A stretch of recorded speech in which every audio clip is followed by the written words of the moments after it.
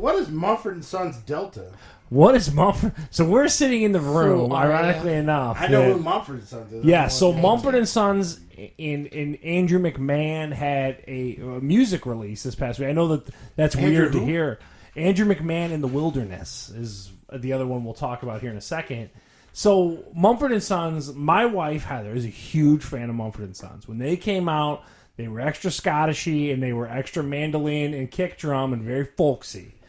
And the banjo. Don't forget the banjo. And she loved it. Couldn't get enough of it. And the first album, which is Sigh No More, came out. There was an EP before Sigh No More. But yeah, Sigh No More. Sing the popular song. What's the real popular? I Will Wait. Yes. Yeah. I know there's that a ton of songs. So No.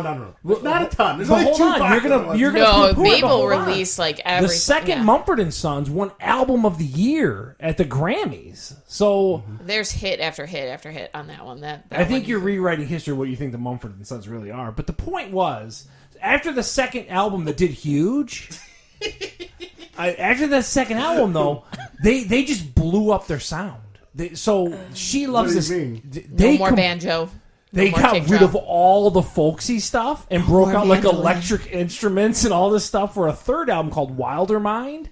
And she hated it at first. It still kind of doesn't dig it relative to the first two CDs. It has grown on me. So the best analogy that I can give you for that album was in a review I read when it first came out. And they were like, it's like you have your favorite pizza shop.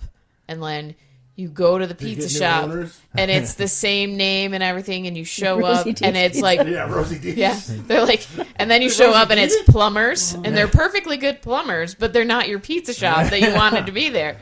It's completely different. So she was hoping a return to form on this fourth CD that just came out this Friday called Delta came out. Oh, okay, that's what this is. Yeah, so their fourth CD came out, and we're like... People still buy CDs? We did. We have physical CDs up in the rack because we're old and we do that. They're right here. We like to support. Michelle agrees with you. I keep making everything digital. We digitize them and then they just go in this cabinet and we never touch them again, but they're here. They're all here. Yeah, we buy physical CDs. We support the artists that we like.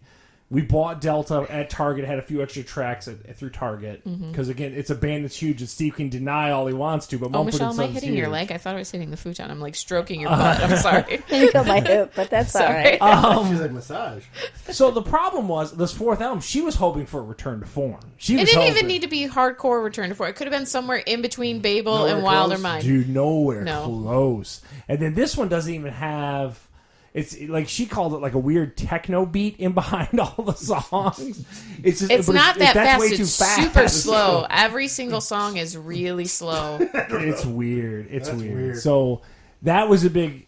to me, it was a miss. Heather will say she likes it. No, I said from the beginning, I said I didn't like it. And you were like, oh, you said you didn't like Wilder Mind. Now you like it. I don't think that I will visit this one. So you're not going to go to a music festival in the middle of nowhere to hear Troy, Ohio. That was one of the best shows I ever went to. Cool, so you can, talk smack all you want, but that was amazing. I just asked if you're going to another music No, because I was going to buy tickets, and they sold... So I was in the, like, online queue... right beforehand because they go on sale at 10, which is like right at the end of my second hour. So I just put it up on my computer and it's in the background. No, it's just in the background while I'm going about my business. And then like when the bell rings, I get on there. So then in between classes. And so it was right away.